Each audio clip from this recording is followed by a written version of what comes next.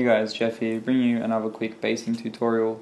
So again, I was working on some Lord of the Rings figures and I got to the basing stage and thought, why not do a quick video on how I do my bases.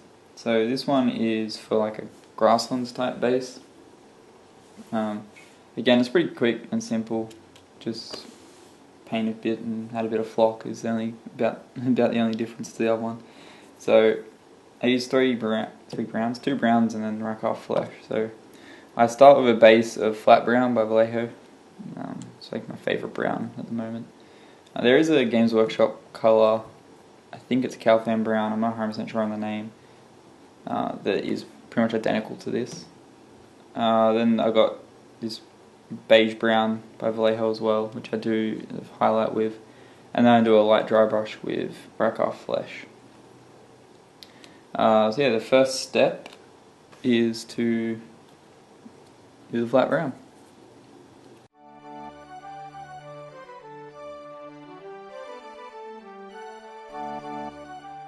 So that's it. Just make sure the whole base is brown. Frodo's looking pretty brown now with all the brown on him. Then you just got to let that dry. 10-15 minutes will do it. I've got a couple more miniatures here to do, so pretty much by the time I've done them, be ready for the next step. Righto, so after that's mostly dry, just like with the cave bases, doesn't have to be totally dry, but as long as it's mostly dry, it can be a little bit tacky still. Move on to the next step. So that's just to do, I'd usually do a pretty heavy dry brush of this, of just beige brown, and that just makes the ground look a bit, gives some variation in the colour of the ground and highlights up the rocks.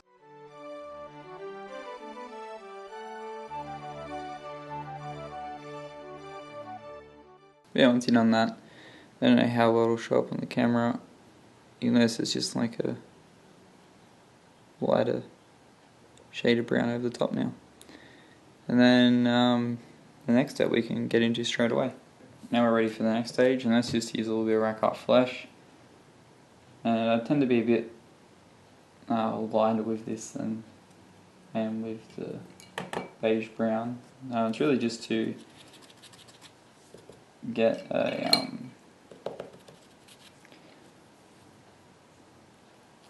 little bit of a highlight happening.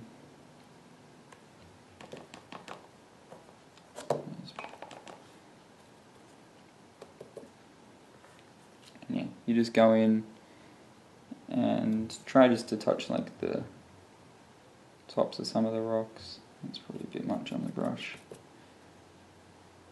Yeah, it doesn't really matter if you're a bit heavy-handed with it in places. It just looks really just a bit more natural.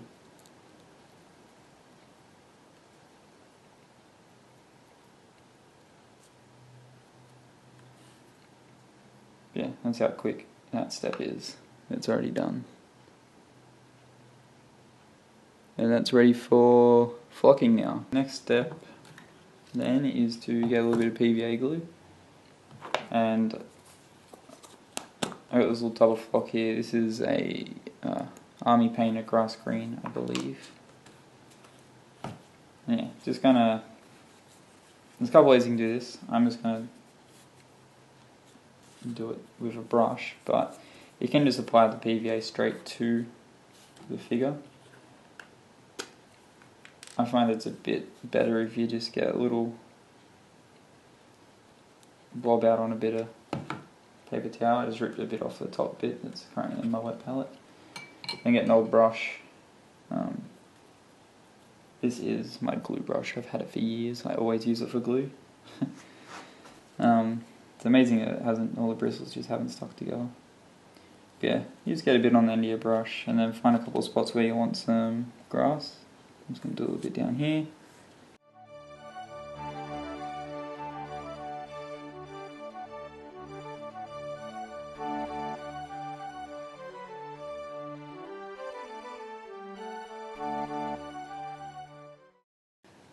Then just pick him up, grab him by the head.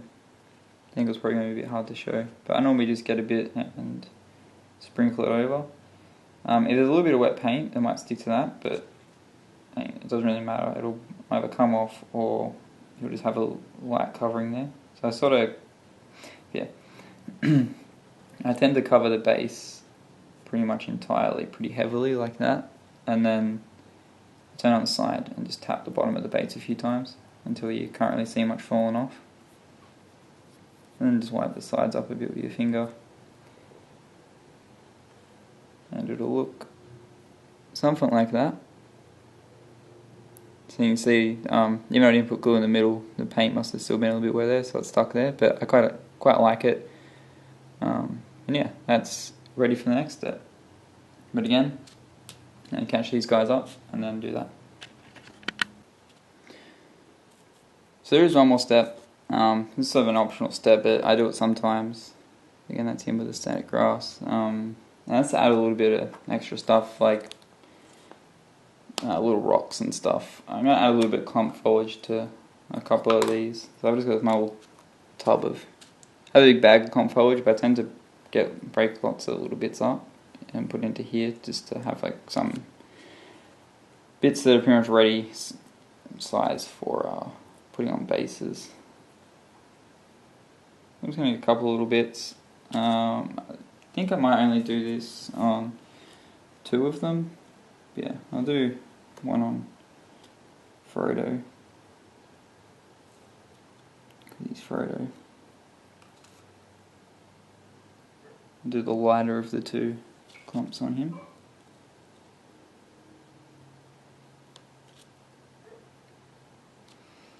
And then I might do one on Merry because I'm not as happy with his base. And yeah, this is a simple thing again, just a little dab of glue. And then stick the clump down. So there's Mary's little clump and Frodo's little clump. If they can get on screen.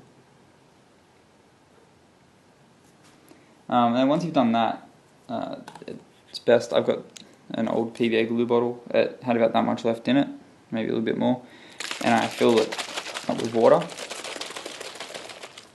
and I have these little plastic shot glasses here I use for this. Just pour a little bit in there. Oop. You don't need much. Oop. It's a bit over here, so how to get that up.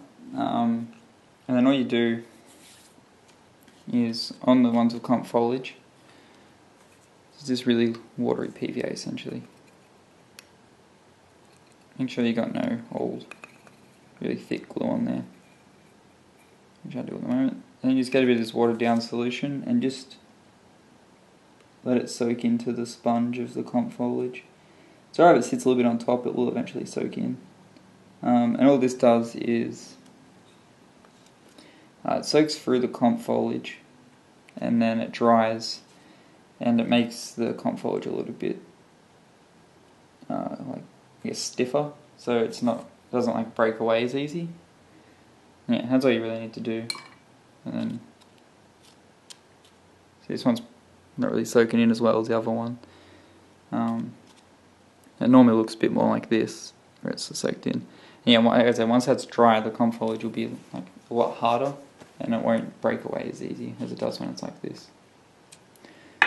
So yeah, that's it. That's how I get my little grassland bases. These are my little 4 hobbits done up now. So yeah, just going to let them dry overnight, and they'll be good to go. Just leave them out somewhere, on your workbench or whatever. But yeah, that's it for this one, guys, and as always, thanks a lot for watching, and I'll see you on the next one. Bye for now.